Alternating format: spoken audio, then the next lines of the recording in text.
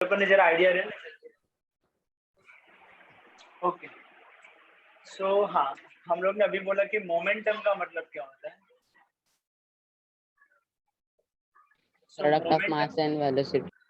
Yes, पहले momentum का symbol, तो मोमेंटम के लिए सिंबल है स्मॉल p और उसका डेफिनेशन तुमने बोला product of mass and velocity. ठीक है, कंजर्वेशन ऑफ मोमेंटम का मतलब क्या होता है और कहाँ पे यूज होता है वो सब चीज हम लोग देखेंगे। डायरेक्टली मैं कुछ प्रूफ लिखने वाला हूँ, अगर समझा तो ध्यान देना बस। ठीक है, प्रूफ अच्छा है। क्या Newton third law of motion का मतलब ऐसा होता है ये। सर क्या कर रहे हैं आप अभी? हाँ, टॉपिक का नाम है ये।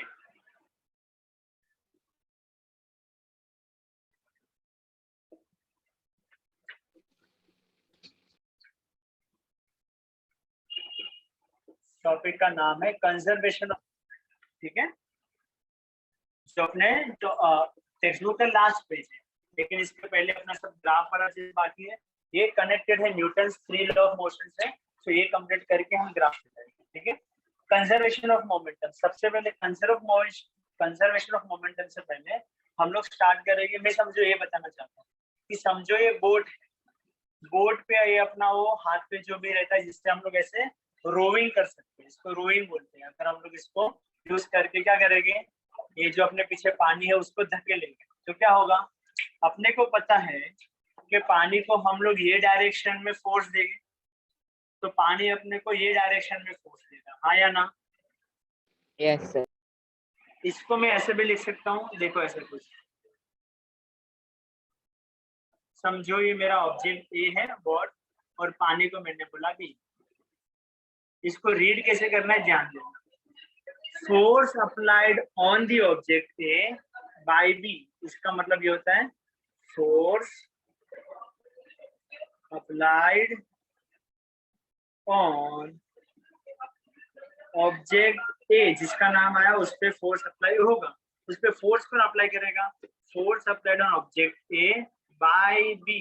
और यहाँ पे दूसरा F B, F B A का मतलब क्या होगा, force applied on B by A. ठीक है, ये सबसे पहले समझ में आया। जब भी मैं बोट में बैठा हुआ पीछे ऐसे वो चीज को ऐसे पीछे मारता हूँ, इसका मतलब कि मैं ऑब्जेक्ट ए पानी पे फोर्स अप्लाई कर रहा हूँ, मतलब कि एफ ए बी। और मैं जैसे पानी को फोर्स अप्लाई करता हूँ तो पानी भी मुझे फोर्स अप्लाई करता है। क्यों, न्यूटन का थर्ड लॉ ऑफ मोशन क्या बोलता है कि अगर हम किसी भी ऑब्जेक्ट पे फोर्स अप्लाई करें तो वो भी अपने पे फोर्स अप्लाई करेगा। तो अगर मैं तुरंत ही पानी पे फोर्स अप्लाई, सॉरी, तुरंत ये वो करेगा। हाँ, तुरंत ही देगा साइमल्टेनियसली। तो ये इसका मतलब क्या है कि मैंने पानी को फोर्स दिया, तो इसका मतलब क्या है, पानी ने मुझे फोर्स दिया। लेकिन फोर्स एक वेक्टर क्वांटिटी है, उसके पास एक डायरेक्शन होता है। इसलिए मैंने यहाँ पे लिखा माइनस का साइन। माइनस इंडिकेट करेगा कि फोर्स तो अप्लाई करेगा पानी लेकिन उल्टे डायरेक्शन में, मतलब उसको जैसे आया उसका उल्टा डायरेक्शन। ये माइनस का मतलब ही होता है। क्या अभी तक समझ में आया? यस, अभी तक मैंने जो भी लास्ट में लिखा आपको बोला ना वो कंफ्यूजिंग कर रहे हो। हाँ, मैंने बोला सर, नो डाउट आपने बोला कि आप पानी पे अप्लाई फोर्स अप्लाई करोगे, पानी आप पे फोर्स अप्लाई करेगा, लेकिन सर वो मैथ्स में कैसे लिखोगे। तो मैथ्स में माइनस का मतलब होता है, तुमने पहले जो चीज बोला ना उसका उल्टा। अगर ए से बी जाने का डिस्टेंस 50 मीटर है प्लस 50 मीटर, तो बी से ए आने का डिस्टेंस कितना होगा, मतलब डिस्प्लेसमेंट कितना होगा, 50। लेकिन फर्क क्या है, तुम ए से बी जा रहे हो और अभी बी से ए जा रहे हो, कुछ तो अलग हो रहा है ना। लेकिन तुम ए से बी गए और फिर बी से ए आए तो कुछ तो अलग हुआ। वो अलग क्या हुआ, कोई मुझे बताएगा? जब भी मैं ए से बी जाता हूँ तभी मेरा डायरेक्शन ये तरफ का था, लेकिन जब भी मैं बी से गया तो मेरा डायरेक्शन अपोजिट था। वो अपोजिट चीज को मैं मैथ्स में कैसे दिखाता हूँ पता है, माइनस साइन डाल के। तो मैं अपने बच्चे को, टेक्स्ट बुक अपने स्टूडेंट को बता देता है कि यहाँ पे माइनस का मतलब है अगर ए से बी जाना मतलब कि नॉर्थ से साउथ जाना था, तो -50 का मतलब होता है साउथ से नॉर्थ जाना। समझ में आया? यस।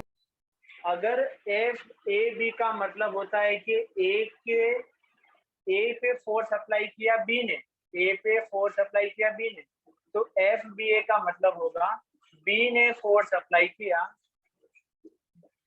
ए ने बी पे अप्लाई फोर्स हुआ, नहीं फिर से रीड करते हैं।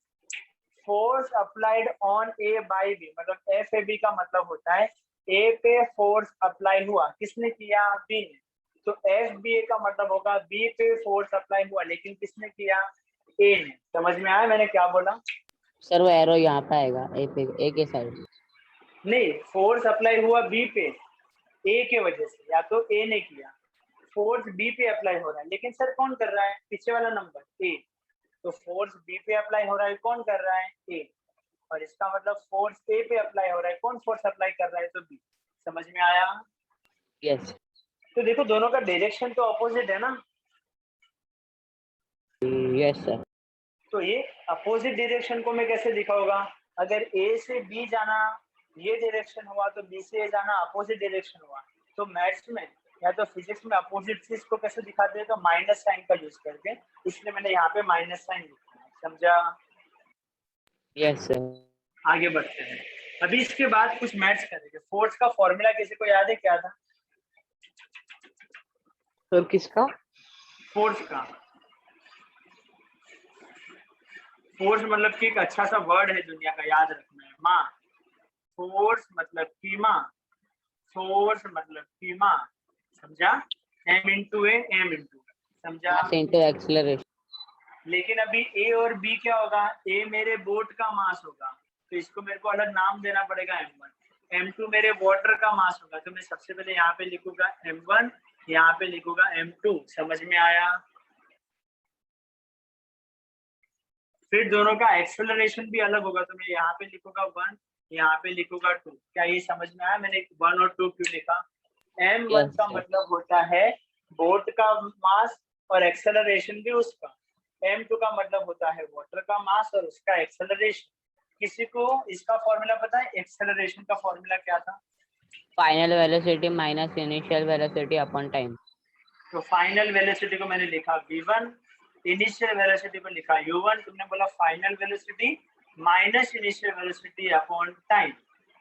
ठीक है, आगे बढ़ते हैं। यहाँ पे मैंने क्या लिखा देखो, m2 as it is a2, यहाँ ये भी तो एक्सेलरेशन है, लेकिन ये लिखेगी final velocity minus initial velocity upon time. बस यहाँ पे v2 और u2 का यूज करेंगे सब, ठीक है? दोनों ही समय पे, दोनों ही जो हम लोग डिस्कस करेंगे तभी टाइम से होगा, तो बाद में जाके मैं टाइम को कट कर दूंगा। क्या ये चीज समझ में आया? Yes sir. अभी जो मेरे पास फाइनली चीज है वो है m1 ब्रैकेट में v1 minus u1 is equal to m2 into bracket में v2 माइनस u2। ठीक है, अभी इसको क्या करेंगे, m1 इसको मल्टीप्लाई करेंगे, m2 भी उसको मल्टीप्लाई करेंगे और आगे देखते हैं। ठीक है, तो आज हम किससे मल्टीप्लिकेशन मल्टीप्लाई करें? ये वाले, ये मैथ्स आता है m1 इंटू v1, ये वाला multiplication m1 v1 minus m1 तो u1, ये मल्टीप्लिकेशन, तो m2 v2 माइनस m2 तो u2। समझ में आया? क्या ये करना अलाउड है? अभी बस मैं क्या करता हूँ, एक चीज को इधर भेजूंगा और दूसरे चीज को उधर लेके जाएंगे, लेकिन किसको किधर लेके जाएंगे, ये मेरे को दोनों प्लस प्लस चाहिए।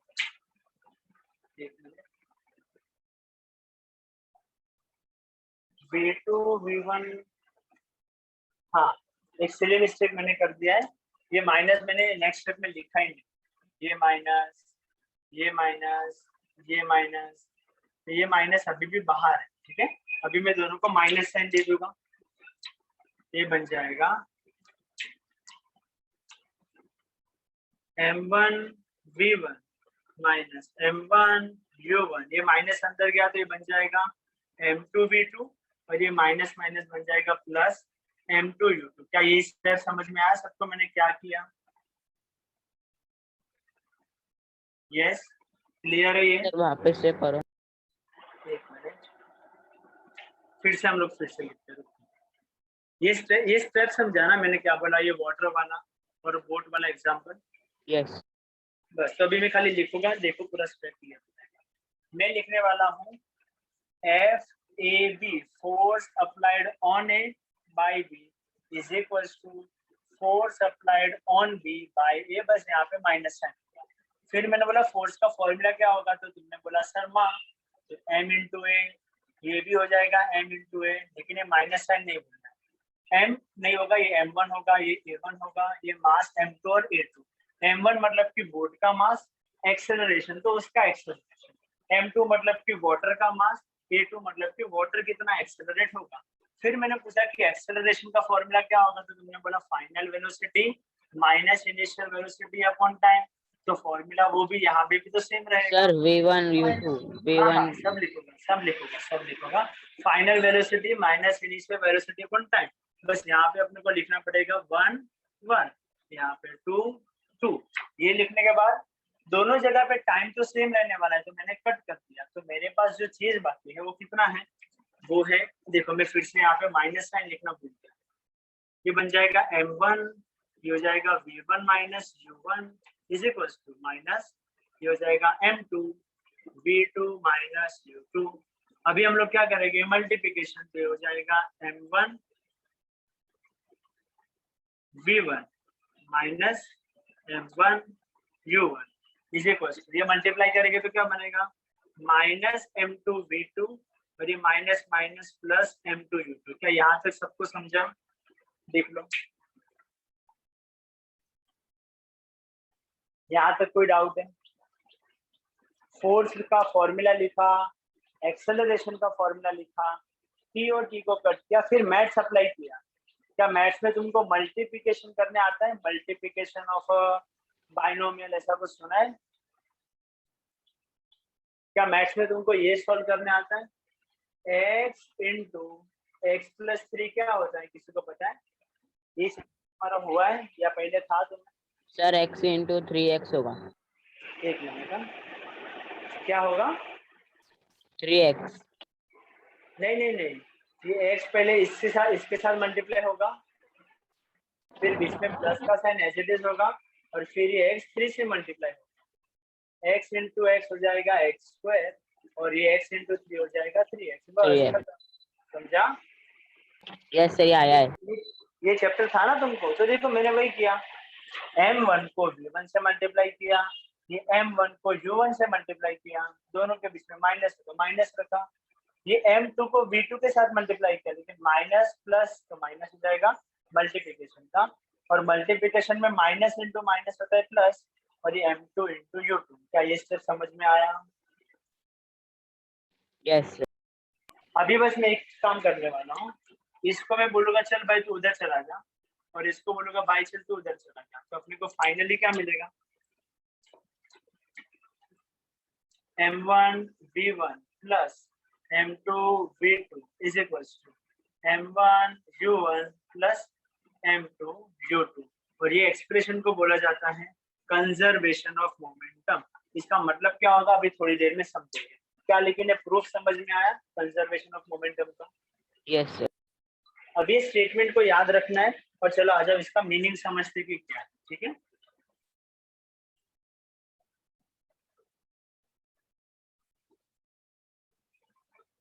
कंजर्वेशन ऑफ मोमेंटम बोला तो ये फॉर्मूला याद रहना चाहिए, कौन सा, M V plus M V is equal to M U plus M U, m1 m1 इसके साथ आ जाएगा m2 m2 m1, ये भी गलत है,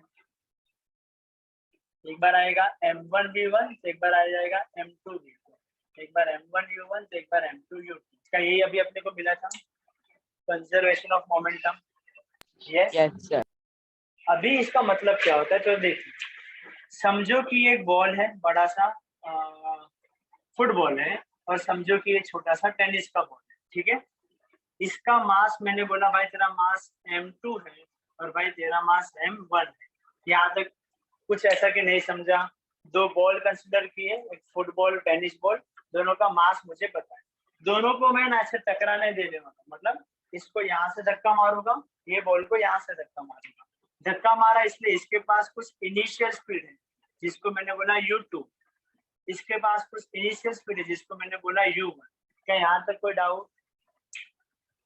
नो अभी मैं क्या करने वाला हूँ, जैसे जैसे दो चीज एक दूसरे के करीब आएगा तो थोड़ी देर बाद क्या होगा, ये दोनों चीज एक दूसरे से टकरा जाएगी। यस, ये दोनों ही चीज एक दूसरे से टकरा जाएगी, हाँ या ना? Yes sir. और ये टकराने के बाद क्या होगा, किसी को आइडिया? दो बॉल्स थे, एक बड़ा एक छोटा, दोनों एक स्पीड से आ रहे थे, एक दूसरे से वो दोनों टकरा गए, और ये टकराने के बाद अभी क्या होगा? सर फुटबॉल इसका जब उससे छोटे बॉल से एक और टकराएगा तब छोटा बॉल। एक मिनट, एक और चीज, इसका मास मैंने बोला 10 केजी है, इसका मास मैंने बोला 2 केजी है, इसका स्पीड मैंने बोला चलो ये 10 मीटर पर सेकंड के स्पीड से आ रहा था, और ये 2 मीटर पर सेकंड के स्पीड से जा रहा था, दोनों टकरा गए, दोनों का मास आज भी सेम टू सेम रहेगा, ये 10 केजी रहेगा तो ये 2 केजी रहेगा, लेकिन इंटरेस्टिंग चीज होगा इन दोनों के वेलोसिटी में, ये u2 बन जाएगा इसका फाइनल वेलोसिटी, और ये u1 बन जाएगा इसका फाइनल वेलोसिटी। बोलो क्या होगा? इसका पहले स्पीड था 10 मीटर पर सेकेंड और इसका पहले स्टार्टिंग में स्पीड था 2 मीटर पर सेकेंड, दोनों एक दूसरे से टकरा गए, और अभी क्या होगा? सर बड़ा वाला बॉल छोटे वाले बॉल को और आगे ढकेल देगा। यस, तो उसके वजह से छोटे वाले बॉल के स्पीड पे क्या असर होगा? सर 0 हो जाएगा। सर बढ़ जाएगी स्पीड। यस, दोनों में से दोनों डिसाइड करो किस स्पीड, चलो केस लेते हैं कि स्पीड मतलब कौन सा? v1 छोटे बॉल का स्पीड 0 हो जाएगा कि छोटे बॉल का स्पीड 2 से बढ़ के 5 हो जाएगा? सर 2 से बढ़ के 5 हो जाएगा। 0 हो जाएगा। एक ऑप्शन इधर है, एक ऑप्शन इधर है, कितने जन प्रेजेंट है? 4 मेरे हिसाब से, देखो कितने जन प्रेजेंट है? 5 जन प्रेजेंट। चलो 5 जन अपना ओपिनियन दो।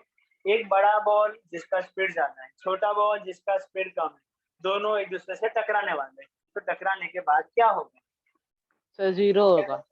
छोटे वाले बोर्ड का स्पीड 0 हो जाएगा या है था उससे बढ़ जाएगा? ये 0 किसने बोला, नाम बोलो। एक तो अथर्व। हार्दिक ने बोला, यहाँ पे ये अथर्व। अथर्व। चलो अजीत, संजना, बोलो क्या होगा? जल्दी से सोचो और बोलो क्या होगा। यस, जल्दी से, एग्जाम थोड़ी ना चालू है, रॉन्ग तो रॉन्ग, कुछ सीखने ही तो मिलेगा।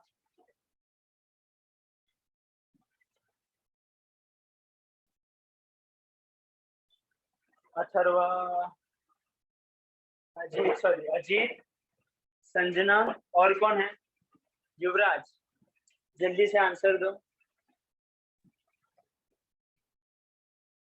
अगर दो बॉल है, एक का मास बहुत ज्यादा था, दूसरे का मास थोड़ा कम था, संजना नहीं है सर, करण है। अच्छा करण, हाँ अच्छा न्यू एडमिशन है, राइट। करण बताओ क्या होगा, अपना ओपिनियन दो। रॉन्ग होगा चलेगा, लेकिन कुछ सीखने को मिलेगा, और डर नहीं रखना है, सब अपने ही है, ठीक है? जल्दी से बोलो, सोचो क्या होगा। दो बॉल है, एक बड़ा एक छोटा। हाँ यस, 1-1 सॉरी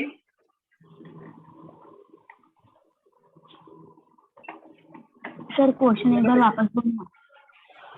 मैंने बोला ये बड़ा बॉल है, छोटा बॉल है, दोनों एक दूसरे से टकराने वाले, क्योंकि दोनों के पास कुछ स्पीड था, ये दोनों टकरा गए, अभी टकराने के बाद क्या होगा मुझे वो जानना है। छोटा बॉल वहां पे छोटा बॉल लंबा जाएगा।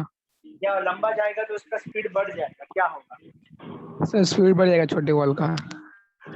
छोटे बॉल का स्पीड बढ़ जाएगा, तुमने बोला ना अजीत? Yes sir. चलो, और करण तुम सर, बोलो। छोटा बॉल जो है वो रुक जाएगा। मतलब कि इधर रुक जाएगा, ठीक है, मतलब एक और कौन प्रेजेंट है? युवराज। युवराज तुम बोलो क्या होगा?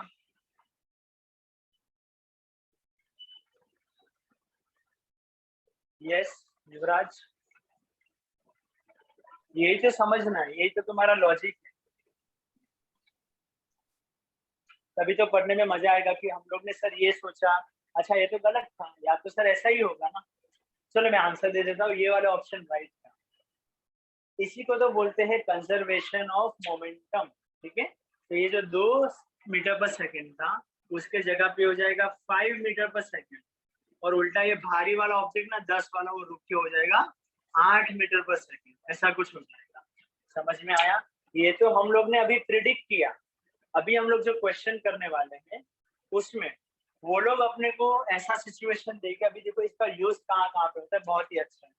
सबसे पहले अगर तुमने देखा होगा, जैसे मैं गन फायर करता हूँ या तो कोई बड़ा सा राइफल फायर करता हूँ, तो वो लोग है ना राइफल यहाँ पे रखते हैं, कंधे को लगा के रखते हैं, जिससे क्या होगा, जैसे वो लोग शूट करते ना तो बुलेट आगे जाता है, लेकिन वो जितना बुलेट इतना स्पीड से आगे जाता है ना, तो ये जो गन है ना पीछे आता है, इसलिए वो लोग ऐसे कंधे से लगा के एकदम लगा के रखते हैं। समझ में आया? तो हिले ना ऐसे तब तब तब तब तब होता है, वो पीछे जाता है। लेकिन ऐसा अगर तुम लोग ने मूवी देखा हो तो तोप जो रहता है ना, वो तोप गोला ऊपर फेंकता है, लेकिन पीछे वाला मशीन पूरा से पीछे आता है। तो सर ये क्यों होता है? ये जो रिकॉइल होता है ना, इसको इंग्लिश में एक वर्ड बोलते हैं रिकॉइल। तो सर ये गन का रिकॉइल क्यों होता है, तोप का रिकॉइल क्यों होता है? तो उसका रीजन है कंजर्वेशन ऑफ मोमेंटम। ठीक है, कि जब भी दो चीजों के बीच में ऐसा कुछ होगा, जैसे यहाँ पे हुआ, दोनों के पास स्पीड था, लेकिन जिसका स्पीड कम था वो एकदम फास्ट चला गया। यहाँ पे हम लोग ने बुलेट को थ्रो किया जोर से, तो बुलेट आगे गया, तो उसके वजह से ये जो स्पीड, ये जो अपना गन है जिसका स्पीड नहीं था वो पीछे आ गया। ये पीछे क्यों आता है? उसका रीजन है कंजर्वेशन ऑफ मोमेंटम। समझ में आया? और ये उसका एक्सप्रेशन है। मैं इसके बारे में तुमको और वीडियो देखा होगा तो और समझ में आएगा। अभी अपने को क्या देखना है कि क्वेश्चन में जो भी दिया होगा वहां से अपने को M1 M2 निकालना है, वो तो बहुत ही इजी है। U1 V1 U2 V2 वो सब निकालने आना चाहिए। ठीक है, U1 का मतलब इसलिए समझ लो क्या होता है, U2 का मतलब समझ लो क्या होता है, V1 का मतलब समझ लो, V2 का मतलब। सबसे पहले क्वेश्चन को सॉल्व करना सीख लेना। नेक्स्ट टाइम या तो जाने के टाइम में तुमको वीडियो दिखाऊंगा कि कितना इंपॉर्टेंट टॉपिक है, कि डे टू डे लाइफ में जो चीज होता है ना, ये उसका रीजन देता है। समझ में आया? मैं एक और एग्जाम्पल तुमको देता हूँ। थोड़ा इमेजिन करना मुश्किल है, समझो। यहाँ पे ऐसा पूरा पानी भरा हुआ है, ठीक है, ये पूरा पानी भरा हुआ है। यहाँ पे एक लकड़े का टुकड़ा था और यहाँ पे दूसरा लकड़े का टुकड़ा था। तुम यहाँ पे खड़े थे, अभी तुम क्या करने वाले हो, यहाँ से यहाँ पे छलांग मारने वाले हो। ठीक है, नेक्स्ट स्टेप में तुमने यहाँ से ये वाले पे छलांग मारी, तो मुझे बताओ क्या कुछ होगा डिफरेंट या बस हो गया? सर मैंने यहाँ से यहाँ पे छलांग मारी, बस हो गया? इसमें साइंस क्या है कि कुछ होगा? ना सर, हम वहाँ पर दूसरे आंकड़े पे कूदेंगे ना, हम थोड़े पीछे रह जाएंगे। चलो इसको नाम देते हैं ऑब्जेक्ट 1, ये ऑब्जेक्ट 2, ये ऑब्जेक्ट 1, तो ऑब्जेक्ट 2। तो जैसे मैं यहाँ से यहाँ पे आऊंगा तो क्या होगा? थोड़े पीछे चले जाएंगे। सर लकड़ी नीचे जाएगी पानी के, नहीं, लकड़ी बेटा कभी भी नहीं डूबेगी, ठीक है, वो तो फिक्स है। मतलब सर नीचे थोड़ा जाके नीचे ऊपर जाएगी। हाँ सर ऐसे। अच्छा वैसा नहीं, और भी कुछ होगा? तुम्हारा पॉइंट समझ में, हार्दिक तुम्हारा पॉइंट मेरे को नहीं समझ में, समझाओ क्या बोला तुमने? सर हम कूदेंगे ना तो हम थोड़े पीछे चले जाएंगे। हम लोग पीछे चले जाएंगे? हम लोग, चलो मैं आंसर देता हूँ। तो क्या होगा पता है, ये लकड़ी है ना, जैसे हम लोग कूदेंगे ना तो लकड़ी पीछे चले जाएगी। नो डाउट पानी में डूब पे जाएगी, कैसे जाएगी, लेकिन ये थोड़ी पीछे चले जाएगी। और शायद इस पे थोड़ा हम लोग जंप करेंगे ना तो ये थोड़ा आगे चले जाएगी। तो सर ये ऐसा क्यों हुआ? आपने जंप मारा तो ये पीछे गया और ये आगे क्यों गया? तो इसका भी रीजन होता है कंजर्वेशन ऑफ मोमेंटम। अभी मैंने स्टेटमेंट नहीं पढ़ा है, मैंने तुमको प्रूफ करवाया और बस तुमको थोड़ा एक्सप्लेन किया कि क्या होता है। अब इसको और डिटेल में समझेंगे, ठीक है। अभी सबसे पहले तुम मतलब समझ लो फॉर्मूले में क्या होता है। u1 होता है इनिशियल वेलोसिटी, लेकिन किसका? तो initial velocity of first object. ठीक है, यहाँ पे दो चीज का बात हो रहा है, फर्स्ट होगा u2 भी होगा initial velocity he, initial velocity of second object. Sir तो ये v1 क्या होगा? तो ये v1 हो जाएगा final velocity of first object, और यहाँ पे v2 क्या हो जाएगा? Final velocity of second object. ठीक है, तो सबसे पहले ये जो भी चीज, अच्छा एक मिनट और यहाँ पे लिख लेते हैं कि ये m1 और m2 का मतलब क्या होगा। तो m1 is mass of first object,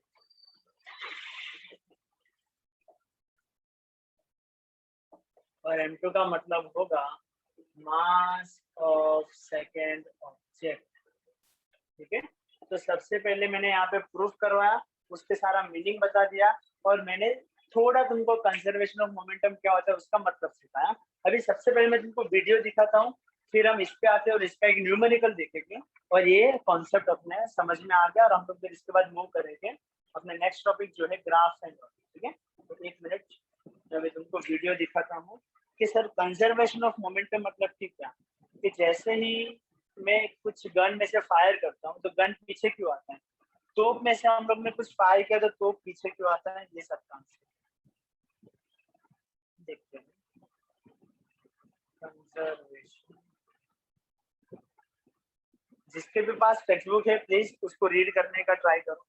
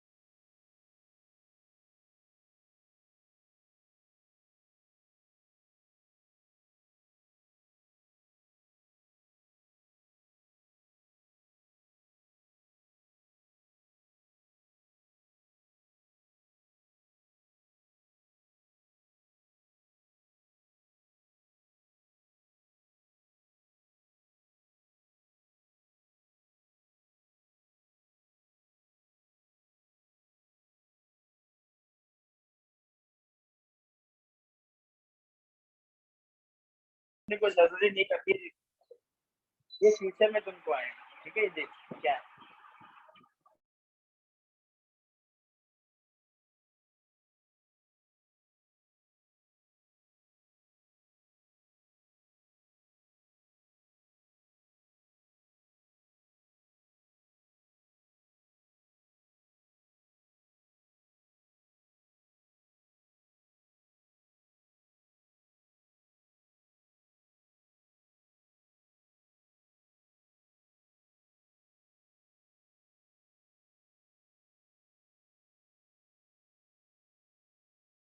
sir video pause हो गया।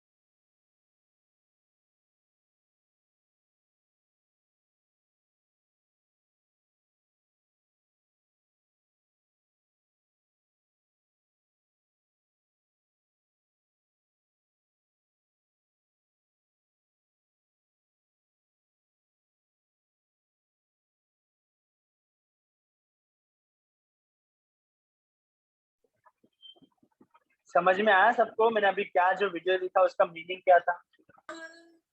सर वीडियो का वॉइस ही नहीं आ रहा था, वीडियो पॉज हो गया। हाँ मुझे पता है, तुमको ये पढ़ना है, उसका कैप्शन आ रहा है ना, वो सब पढ़ना है, और बाकी Yes, सब sir. मैं एक्सप्लेन कर रहा हूँ, ठीक है? समझ में आया? बाकी लोग हार्दिक, अजीत, अथर्व, करण, समझ में आया?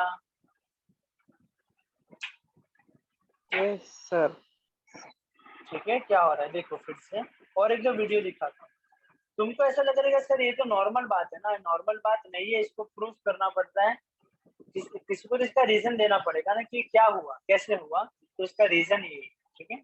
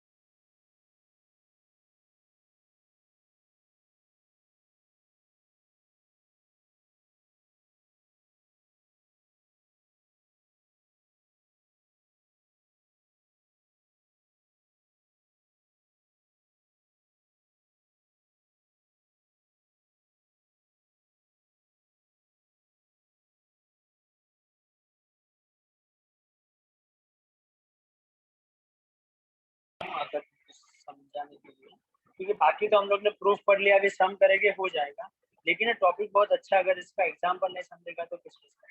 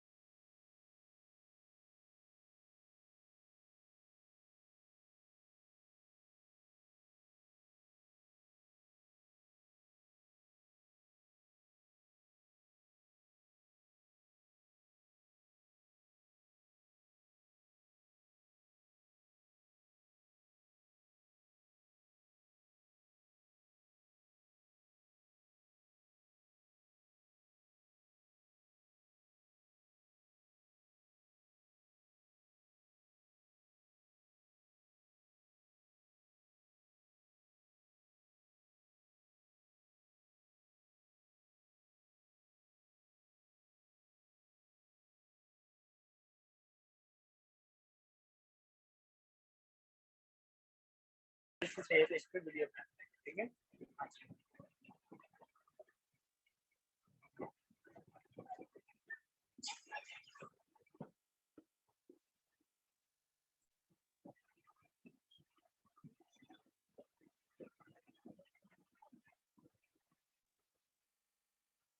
तो टेक्स्ट बुक में इसके बारे में क्या दिया? स्टार्टिंग का चीज तो उतना कुछ काम का है नहीं, लेकिन रीड करते हैं। Suppose an object A has a mass m1, it's initial velocity is u1। ये अपना ऑब्जेक्ट m1 है, हमारा ऑब्जेक्ट नंबर ए है जिसका मास m1 है।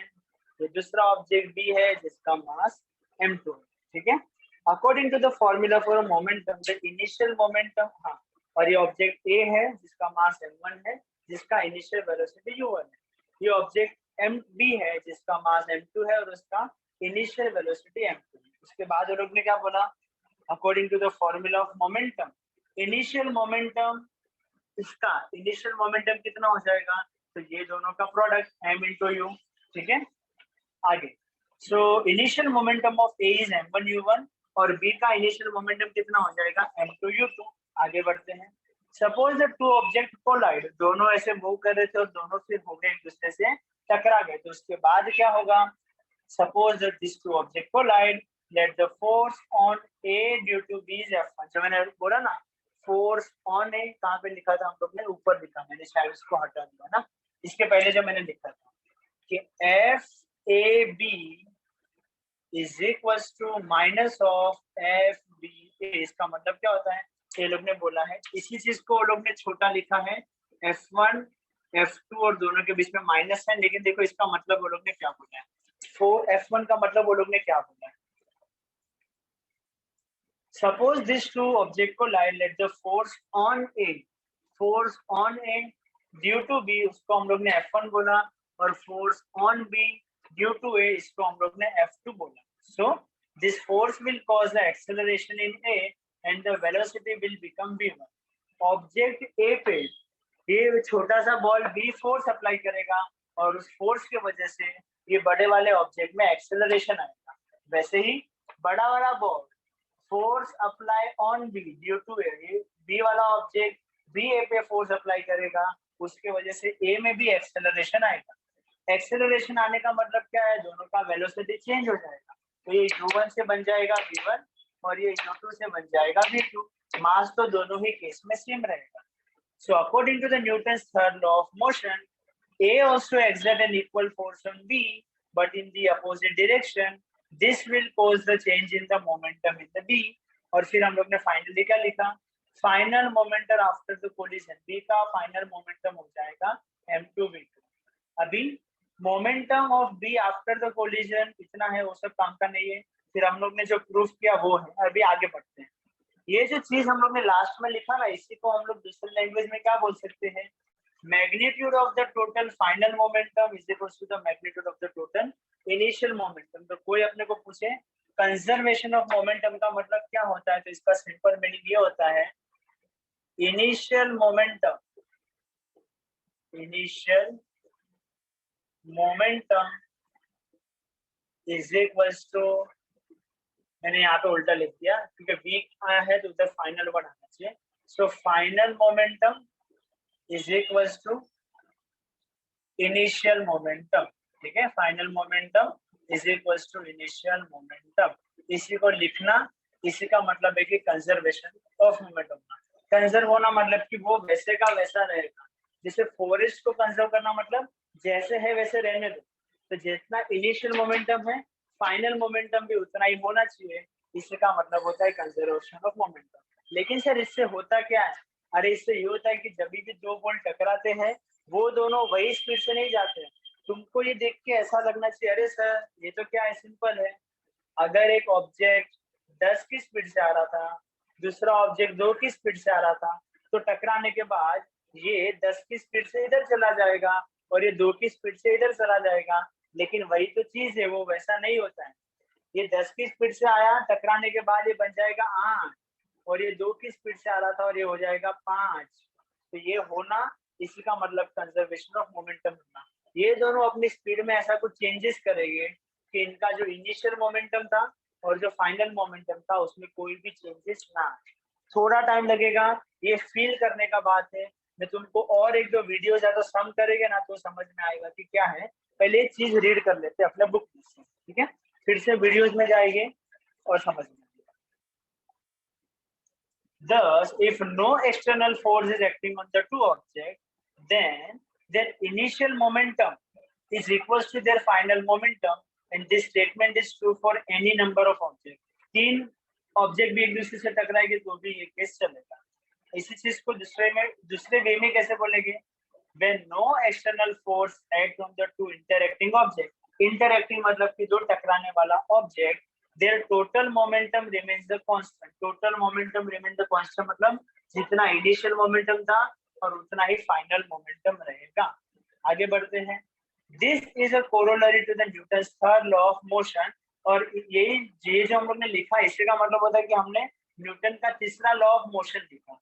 अगर ये चीज समझा तो ठीक है, लेकिन ये कंजर्वेशन ऑफ मोमेंटम और एग्जांपल समझ में आना चाहिए कि सर कंजर्वेशन ऑफ मोमेंटम मतलब सिंपल है ना, बड़ा वाला ऑब्जेक्ट का स्पीड कुछ था, छोटे वाले ऑब्जेक्ट का स्पीड कुछ था, जब भी दोनों टकराएंगे ना छोटे वाले का स्पीड बढ़ जाएगा, बड़े वाले का कम हो जाएगा, यही ना।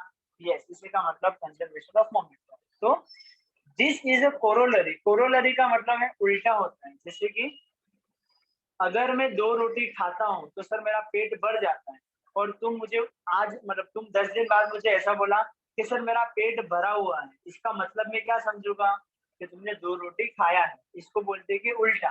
तुमने स्टेटमेंट बोला, फिर उसी का उल्टा मैंने समझ लिया। ठीक है, आगे बढ़ते हैं। This is a corollary to the sir opposite.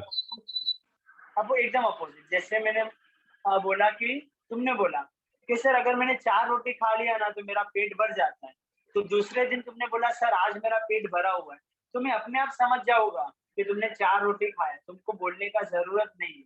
इसको बोलते कि मैंने, इसको ही कोरोलरी बोलते हैं। ठीक है, 4 रोटी खाने का मतलब पेट भरना, तो पेट भरने का मतलब 4 रोटी खाना, ऐसा। ठीक है, तो देखो क्या होता है, Newton third law of motion क्या था? Momentum is unchanged after the collision.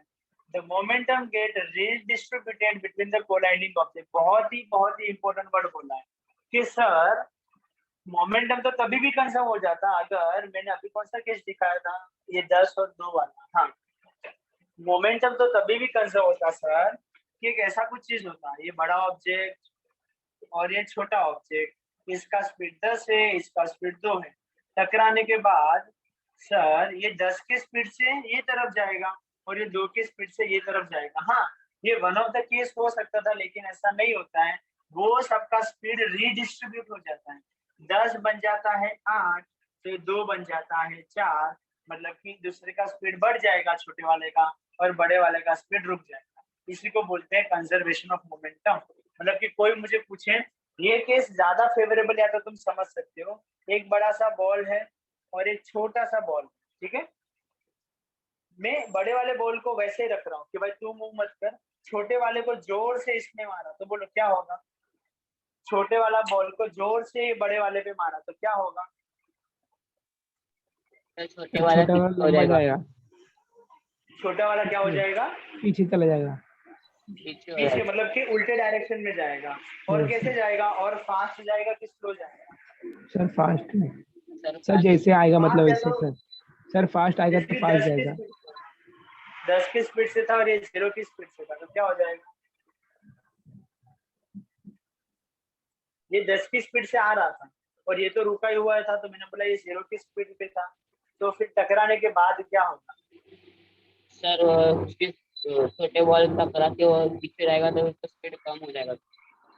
हाँ, तो इसका सबसे पहले डायरेक्शन चेंज हो जाएगा, और सपोज 10 की जगह पे इसका स्पीड हो जाएगा 8, और ये भाई का स्पीड थोड़ा बढ़ के हो जाएगा 2, मतलब कि थोड़ा बड़ा वाला थोड़ा पीछे जाएगा और ये तो उल्टे डायरेक्शन में वैसे का वैसा मूव करते हैं। इसी को बोलते हैं सर ये क्या हुआ, कैसे हुआ? तो मैं बोलूंगा ये conservation of conservation of momentum. Moment. ठीक है, ये फीलिंग है इसका। तो और मैं तुमको 2-3 एग्जाम्पल, चलो एक एग्जाम्पल में और बताता हूँ। समझो तुम चल रहे हो और खड्डे पे तुम्हारा पाव आया तो क्या होता है पता है? सर अंदर जाएगा। नहीं, खड्डा मतलब इतना छोटा खड्डा था, तुम अंदर गिर नहीं सकते, मतलब तुम्हारा इतना छोटा खड्डा, साइज में बस। सर मैं आगे चला जाऊंगा। तुम बस ऐसे आगे चाहो, जैसे कि जैसे कि देखो नहीं ऐसे सर, होगा, ये पत्थर आया, मैं ऐसे आगे चला गया बस, नहीं कुछ सर अलग ऐसे हो नहीं सर, झुक के। तो झुक के। और एक और चीज, तुम्हारा स्पीड ऐसे बढ़ जाएगा, हाँ कि ना? हाँ सर। तो ऐसा क्यों हुआ सर, ये क्या हुआ? अगर पत्थर आया तो मैं ऐसे आगे जाना चाहिए था, लेकिन मेरा स्पीड ऐसे क्यों बढ़ जाता है? क्योंकि कंजर्वेशन ऑफ मोमेंटम अपने को करना है, इसीलिए। समझ में आया? या तो कंजर्वेशन ऑफ मोमेंटम वहां पे होता है, इसी वजह से। समझा? तो यही सब चीजें अगर समझ में आया तो बहुत ही ज्यादा अच्छा है। सबसे अच्छा एग्जाम्पल तो वही है कि ये गन वाला। गन हैवी होता है, गन में से जो बुलेट निकला वो छोटा होता है, लेकिन बुलेट का स्पीड पहले 0 होता है, तो फिर बहुत ही ज्यादा बढ़ जाता है। तो उसके वजह से क्या होता है, गन को भी थोड़ा स्पीड मिलेगा, और वो स्पीड से आगे नहीं जाएगा। बुलेट पहले से आगे गया तो गन को अभी पीछे आना पड़ेगा। इससे जब भी हम लोग इसे फायरिंग करते हैं ना, या तो कभी भी पिक्चर में देखेंगे तो अपने को ये दिखेगा कि बुलेट अगर आगे जाएगा तो ये अपने गन को पीछे आना चाहिए। गन को पीछे आने का मतलब ही होता है रिकॉइल। समझ में आया? मैं यस स्टेटमेंट सर। रीड कर देता हूँ और फिर हम लोग, मैं तुमको एक तोप का एग्जांपल से समझाता हूँ। The momentum is unchanged after the collision. The momentum get redistributed between the colliding object. The momentum of one of the object decreases while the other increases. इसको बोलते हैं कि redistribute होना. Thus, we can also state the corollary as follows: when the two objects collide, total momentum before collision is equals to the total momentum after the collision. अभी नीचे का paragraph मुझे बाद में रीड करना है, पहले मैं तुमको एक तोप वाला एग्जांपल सिखा देता हूँ और गन वाला। तो तोप और गन के में रिकॉइलिंग होना क्या होता है, बहुत ही अच्छा एग्जांपल है, और कंजर्वेशन ऑफ मोमेंटम अच्छे से समझ सकते हैं। सर आपका वीडियो ऑफ हो हाँ मैंने किया है, तभी मैं शेयर करता हूँ।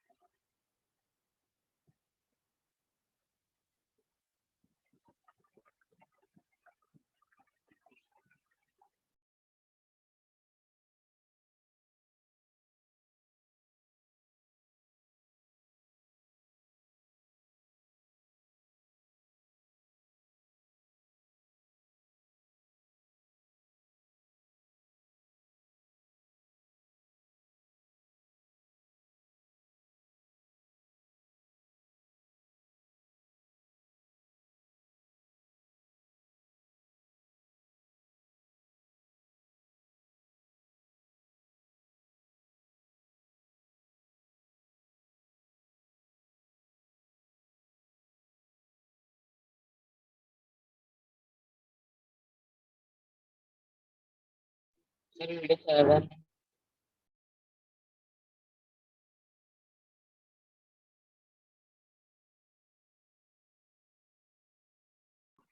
ये मेरी आवाज आ रही है अभी? यस सर, आ रही है। ओके, पता नहीं थोड़ा नेटवर्क इशू हो गया था।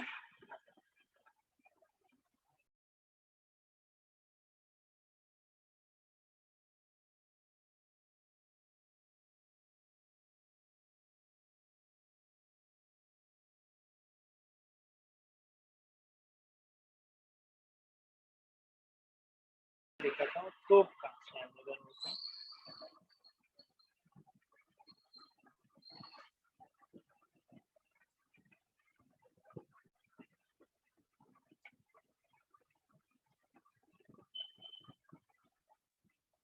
सर रिकॉइलिंग का मतलब पीछे जाना।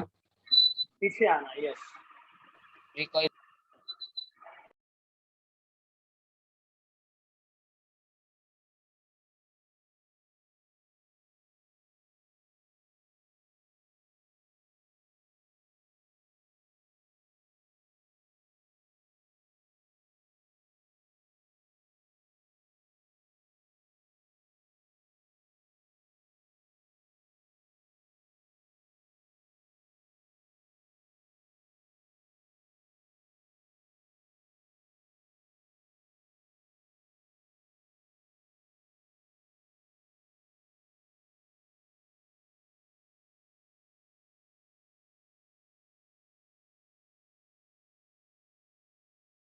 बने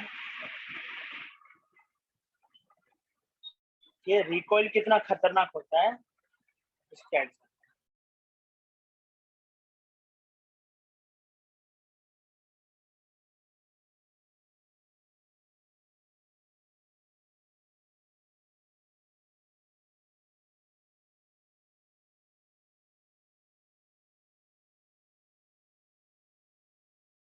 सर वीडियो नहीं चल रहा।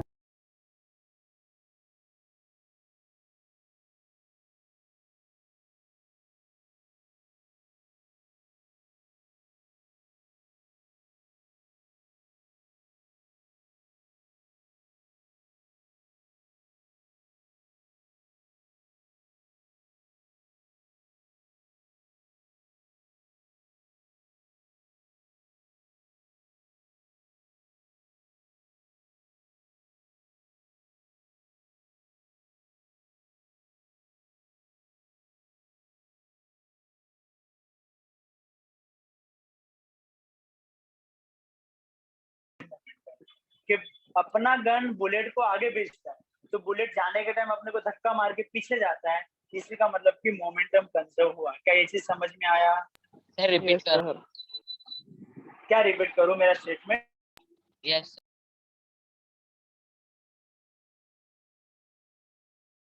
सर वो बुलेट।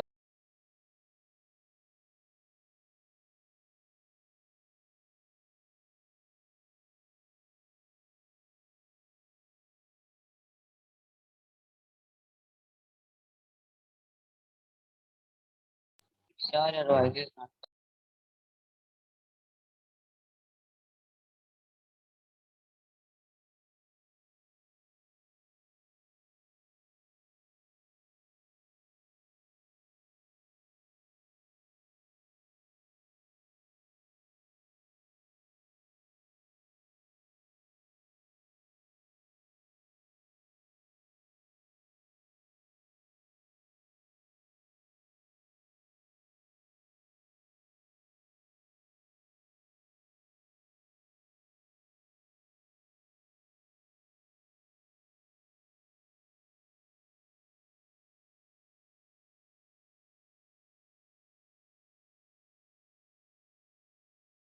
यस, ये समझ में आया।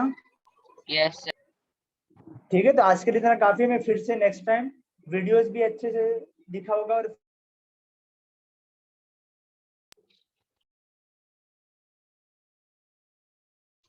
Sir otherwise is not come।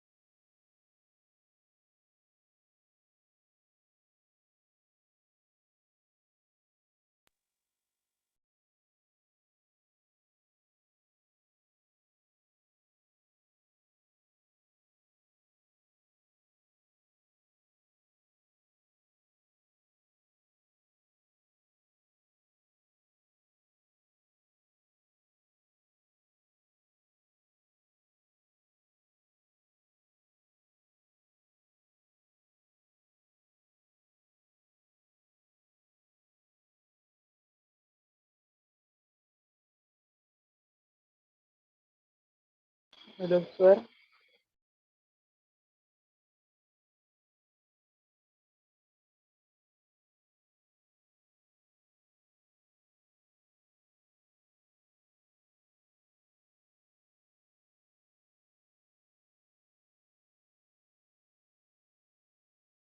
Sir, we have to leave.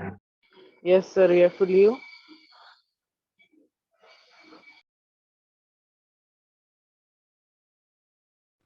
Sir, we have to leave. Dainik sir नहीं है क्लास में। नहीं है।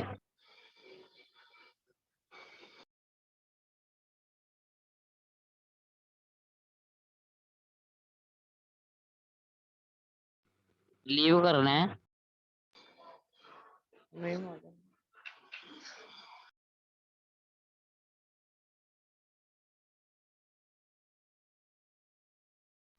क्या? नहीं मालूम।